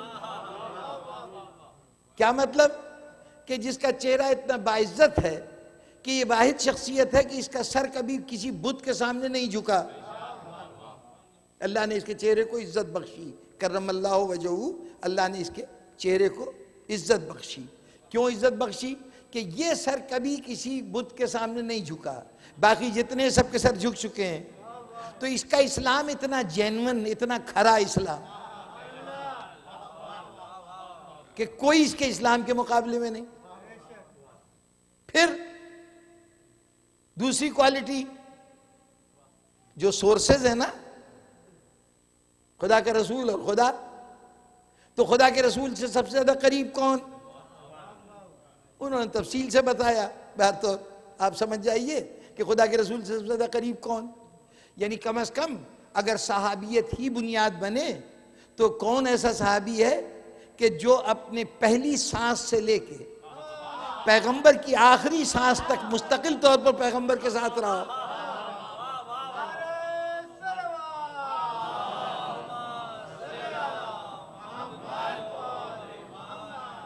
اور یہ ساتھ بھی ایسا کہ رسول بار بار کہہ رہے ہیں کہ یہ میرا گوشت پوست ہے، میں اس سے ہوں، یہ مجھ سے ہے، یہ کیفیت کا اظہار کر رہے ہیں۔ مختلف احادیث میں علی سے قربت کا اظہار، یہ قربت کا اظہار کسی اور کے پاس نہیں، یہ تو اس سے قربت کا حال ہے، اور ادھر اس سے قربت کا یہ حال ہے کہ آیتوں پہ آیتیں نازل ہو رہی ہیں، کبھی ولایت کا اعلان ہو رہا ہے، کبھی اس کے لیے سورہ دہر کی آیتیں نازل ہو رہی ہیں، اس کے گھر سے روٹیاں تقسیم ہو جائیں تو اس کا قصیدہ پڑھا جا رہا ہے، کبھی اس کی ولایت کے اعلان کے لیے رسول کو اتنا پابند کیا جا رہا ہے کہ ساری زندگی بھر کی نبوت ایک طرف اور اس کی اعلان ولایت ایک طرف۔ تو وہ بارگاہ خداوندی میں اس کا مقام۔ اب بھلا بتائیے کہ جس کا یہ مقام ہو، پھر کہنے لگے کہ دیکھیے مسلمانوں کے 3 گروہ ہو سکتے ہیں، تمام مسلمان 3 حیثیتوں میں تقسیم کیے جا سکتے ہیں۔ ایک ہیں خلافت والے، ایک ہیں امامت والے، ایک ہیں ولایت والے۔ یہ یہاں ولایت سے مراد اولیاء اللہ کو ماننے والے، صوفیاء کرام، تصوف کا میدان۔ اب جہاں خلافت والے تھے ان کا چوتھا خلیفہ ہے راشد علی، جو امامت والے تھے وہ تو سلسلہ امامت ہی علی سے شروع کرتے ہیں، جو ولایت والے تھے وہ علی کی ولایت کو نہ مانے تو پھر آگے ولایت کا سلسلہ ہی نہیں چلتا۔ مسلمانوں کے تینوں متفقہ گروہوں کے درمیان جس ذات پر سب کا اتفاق ہے وہ علی کی ذات ہے، تو آئیے علی کی ذات پہ جمع ہو جائیے، اختلاف دور ہو جائے گا۔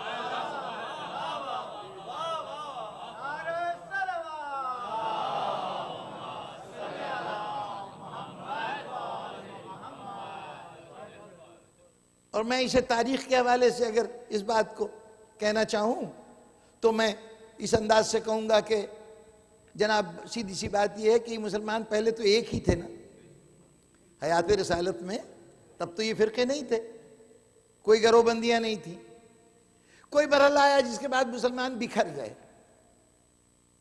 اب اگر رستہ چلتے چلتے ایک پوائنٹ سے پورا قافلہ جو الگ الگ سمتوں میں نکل جائے تو اب ان کے واپس متحد ہونے کی کیا ضرورت ہے؟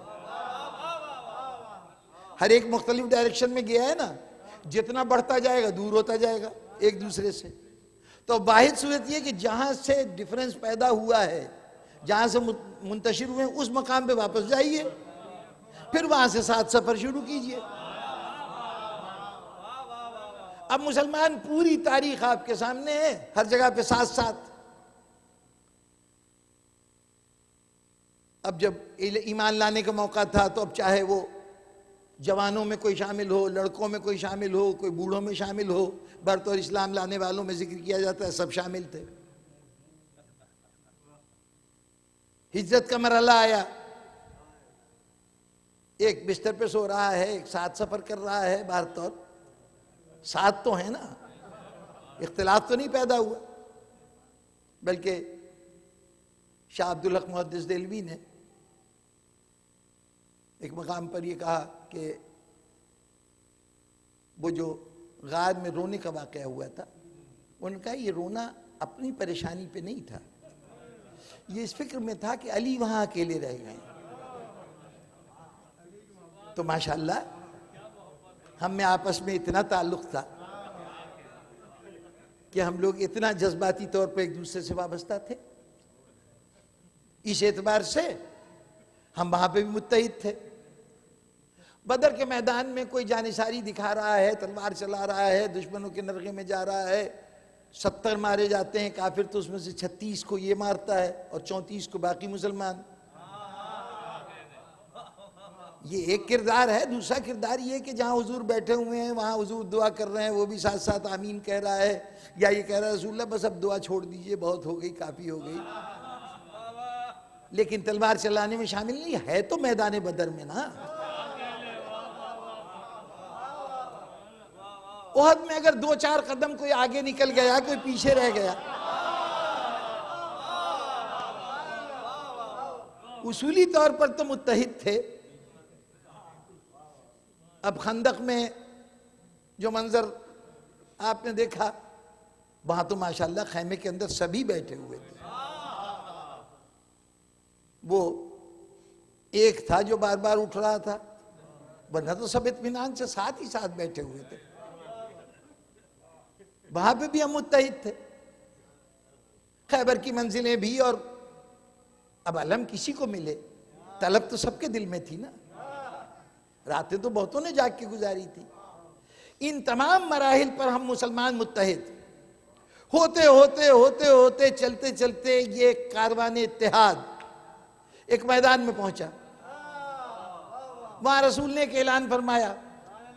اعلان اتنا اچھا تھا کہ سارے مسلمان خوش ہو گئے، اور سب جس کے لیے اعلان ہوا تھا اس کے پاس پہنچے.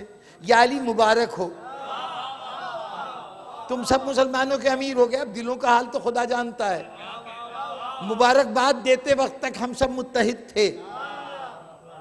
بس غدیر کے میدان سے نکلے ہیں، کوئی کسی طرف چلا گیا، کوئی کسی طرف چلا گیا، کوئی رسول کا جنازہ اٹھانے چلا گیا، کوئی خلافت کی تقسیم کرنے چلا گیا.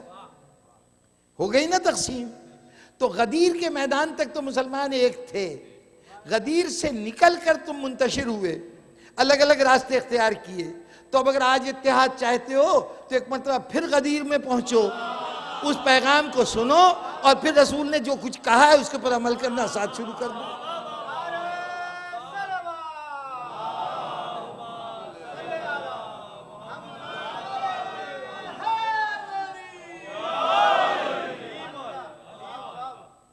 اور جناب والا، جناب خطیب اکبر کا ایک جملہ، اور بس آج کی حد تک اتنا بہت ہے. دل تو چاہتا تھا کہ ان کے بہت سے اقتباسات آپ حضرات کی خدمت میں نظر کرتا. ایک موقع پر انہوں نے ایک جملہ کہا ہے، پوری تاریخ اسلام پر بھاری ہے وہ جملہ، پوری وضاحت کر دیتا ہے. تقریر کرتے کرتے ایک مرتبہ جوش میں آ گئے. انہوں نے کہا کہ میں یہ بات اکثر کہتا ہوں، پھر کہہ رہا ہوں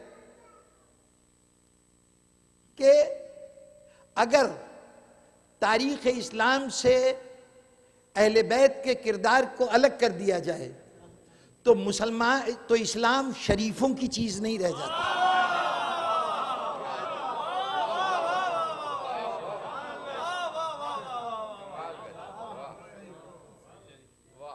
کیا 6 مہینے کے بچے کا قتل شریفوں کا دین ہوگا؟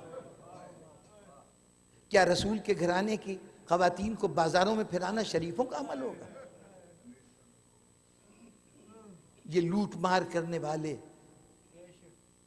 یہ تمام اخلاقی قدروں کی نفی کرنے والے، بس یہی اسلام بچتا ہے نا۔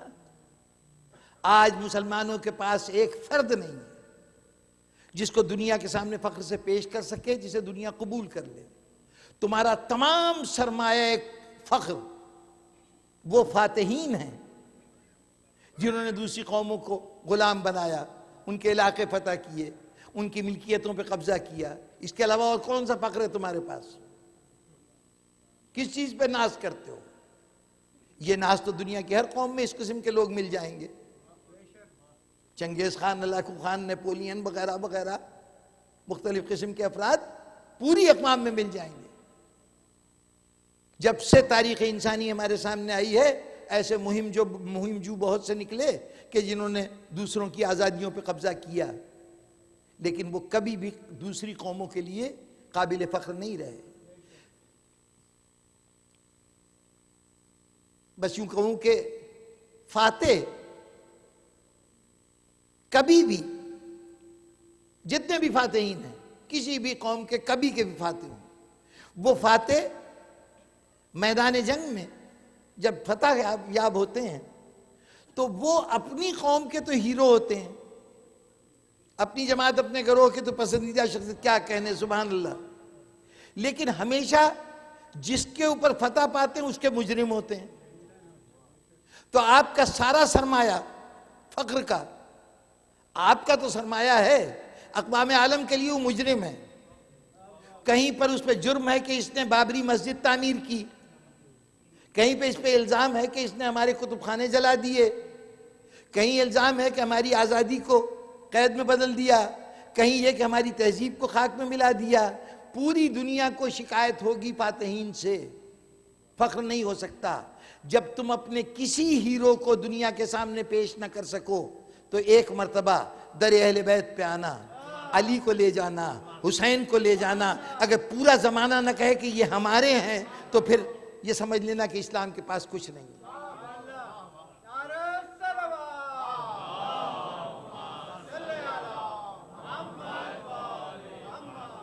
یہ صرف اہل بیت ہیں جو سرمایہ افتخار ہیں، ورنہ اسلام کے پاس اور کچھ نہیں ہے۔ بہت بڑی بات ہے، شریفوں کا دین نہیں، یہ شریفوں کا دین ہے۔ کربلا میں اگر عظمت انسانی کی مثالیں دربار حسینی میں میسر ہیں تو انسان کی پستی کی انتہائی مثالیں، بدترین انسانوں کی مثالیں اس سامنے کے لشکر میں موجود ہیں۔ یہ کس قسم کا تصادم ہے کہ ایک گروہ 6 مہینے کے بچے کے لیے پانی مانگ رہا ہو اور دوسرا گروہ اس پہ تیر چلا رہا ہو۔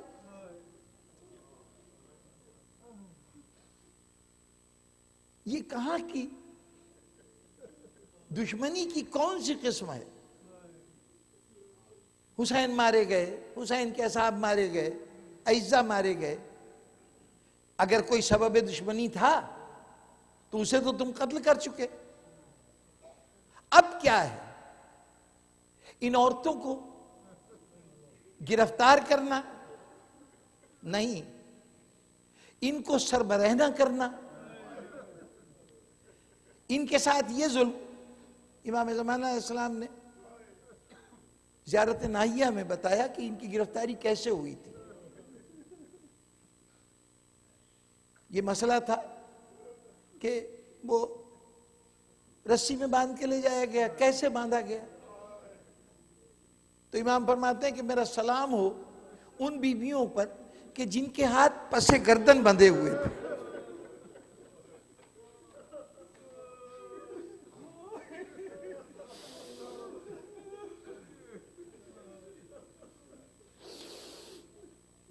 ریاض القدس علامہ قزوینی کی کتاب ہے، ایک مقتل ہے واقعات کربلا، اس میں بیان کیے گئے۔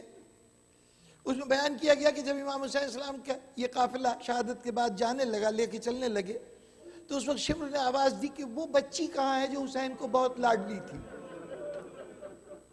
حسین کی پیاری بچی کہاں ہے؟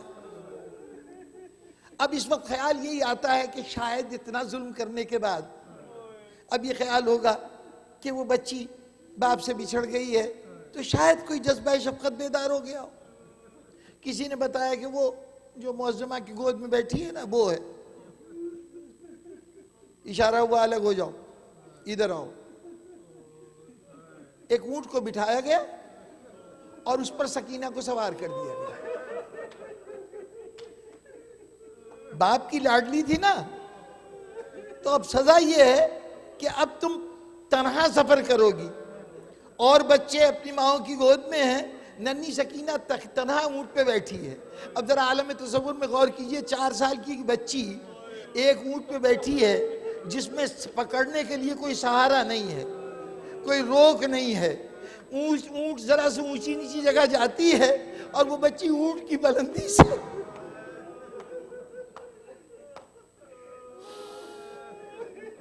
یہ کون سی دشمنی کا سطح ہے؟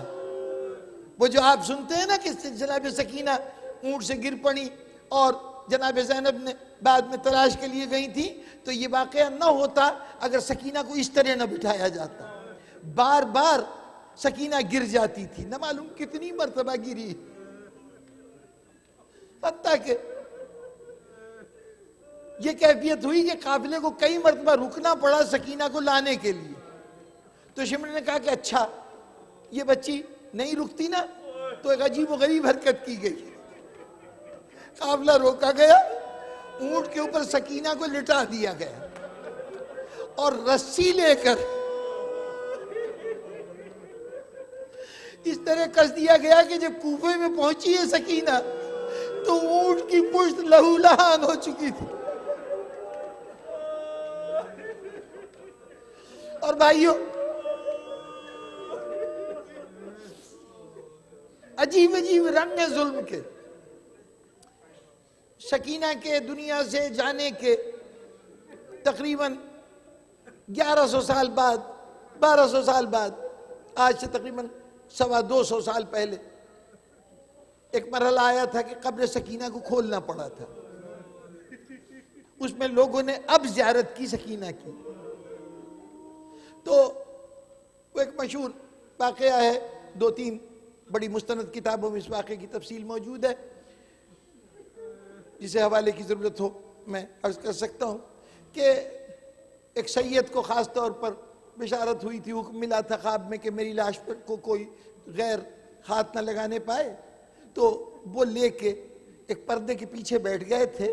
قبر میں کچھ پانی آ گیا تھا، اس کو دور کرنے کا اہتمام ہو رہا تھا۔ پورا واقعہ نہیں پڑھنا چاہتا، صرف ایک بات کی توجہ دلانا چاہتا ہوں۔ سید لیے بیٹھے تھے، تھوڑی تھوڑی دیر کے بعد چیخ مار کے روتے تھے۔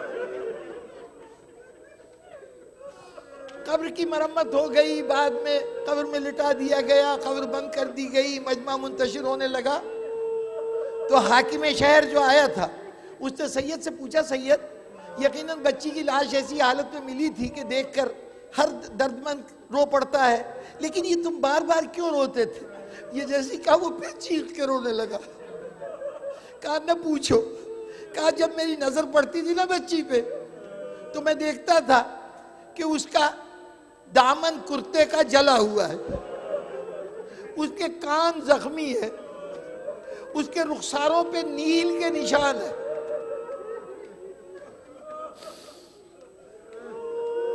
بھائیو، یہ واقعہ میں نے اس لیے بیان کیا کہ یہ واقعہ جناب سکینہ کی شہادت یہ کم و بیش واقعہ کربلا کے 1 سال کے بعد ہوئی ہے، یعنی یہ آخری مرحلہ ہے قید کا جب جناب سکینہ کی شہادت واقع ہوئی ہے۔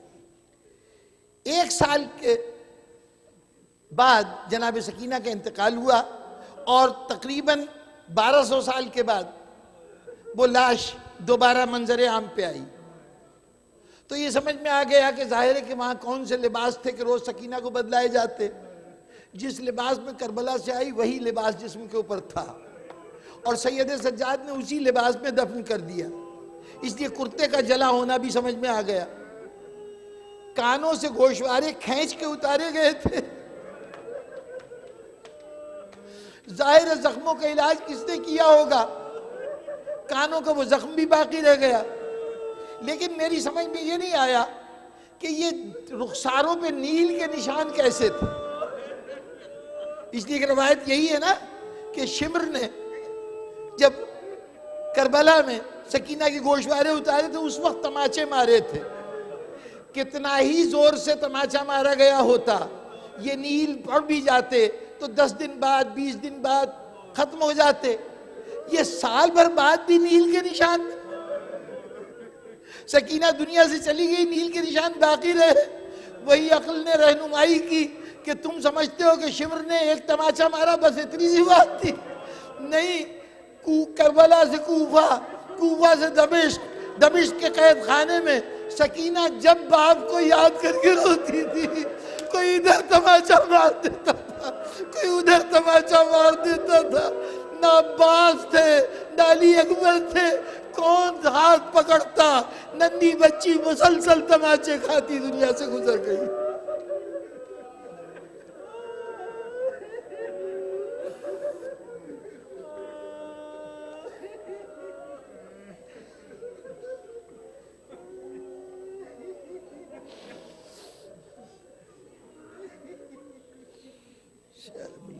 ظلموا ایام انقلب ينقلبون.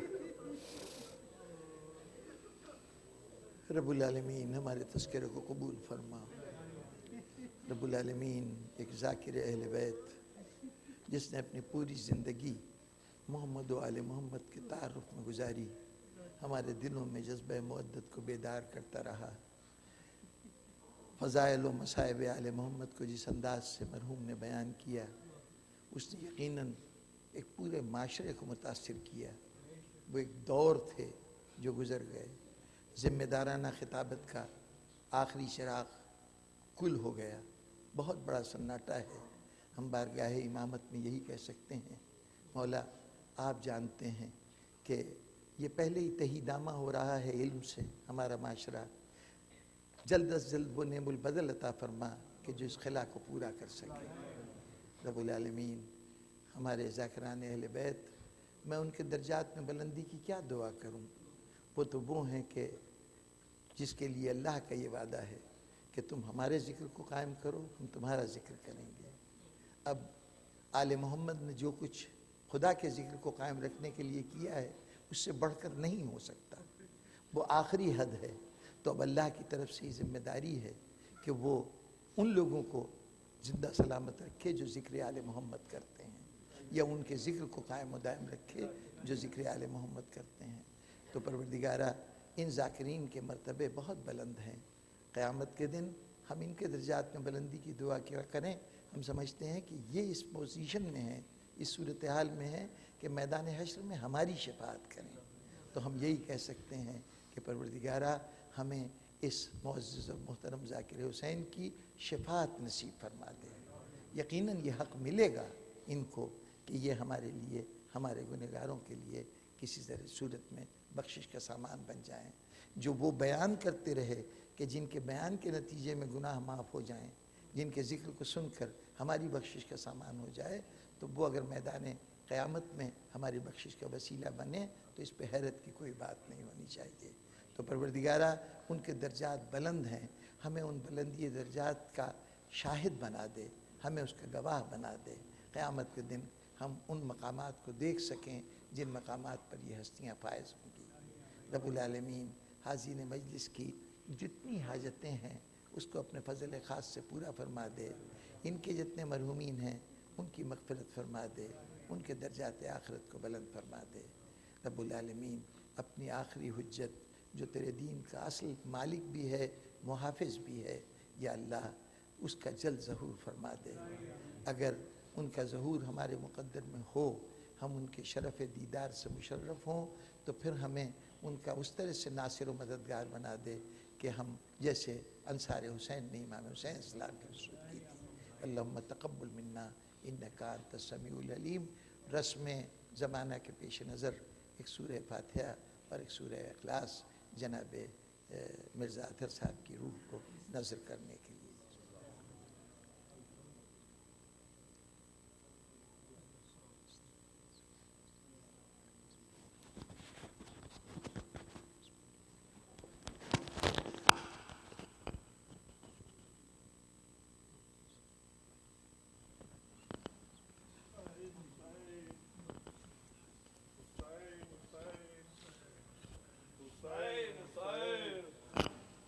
حسین حسین حسین حسین حسین حسین حسین حسین حسین حسین حسین حسین حسین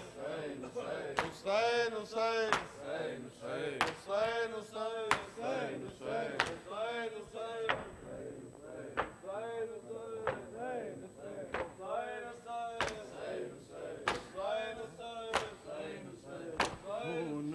حسین خون برسا نہ برسنا تھا نہ بادل برسے خون برسا خون برسا نہ برسنا تھا نہ بادل برسے خون برسا خون برسا نہ برسنا تھا نہ بادل برسے خون برسا خون برسا نہ برسنا تھا نہ بادل برسے ایک ایک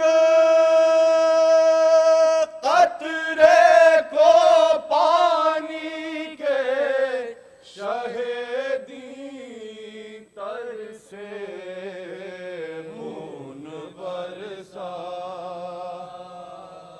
خون برسا نہ برسنا تھا نہ بادل برسے پیاس جب حد سے بڑی روکے سکینہ نے کہا جب حد سے بڑی روکے سکینہ نے کہا پیاس جب حد سے بڑی روکے سکینہ نے کہا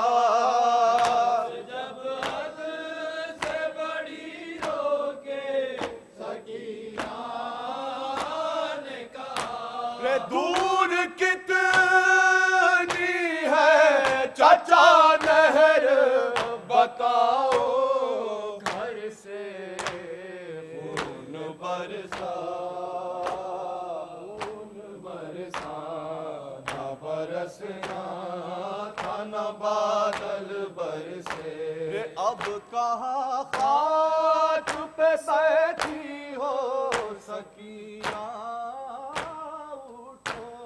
اب کہاں خاک پہ بیٹھی ہو سکینہ اٹھو اب کہاں خاک پہ بیٹھی ہو سکینہ اٹھو کہاں خاک پہ بیٹھی ہو سکینہ اٹھو کون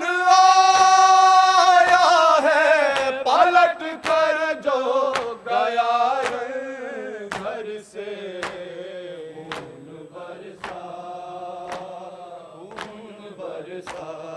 نہ برسنا تھا نہ بادل برسے غش میں ہے غنچہ دہن پیاس سے ایٹھی ہے زبان غنچہ دہن پیاس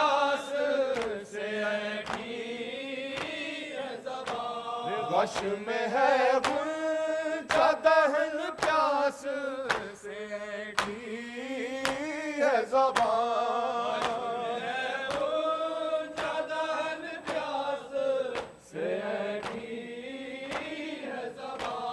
چاک کے رائے تو کیا کہہ دوں علی اصغر سے برسا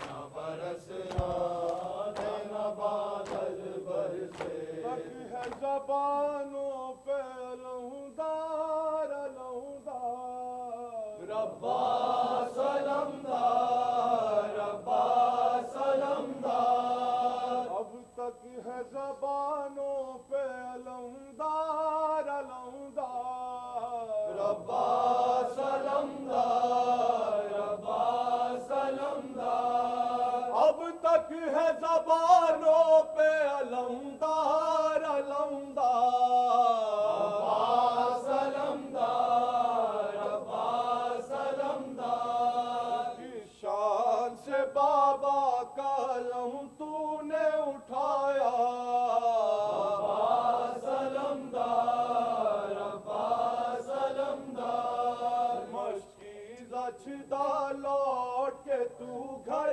نہیں آیا ربا سلام دار ربا سلام دار اے شیر جوائے پسر حیدر کرا ربا سلام دار ربا سلام دار اب تک ہے زبانوں پہ علمدار علمدار ربا سلام دار ربا سلام دار اس شان سے بابا کا علم تو نے اٹھایا ربا سلام دار ربا سلام دار مچھلی گچھدا لوٹ کے تو گھر نہیں آیا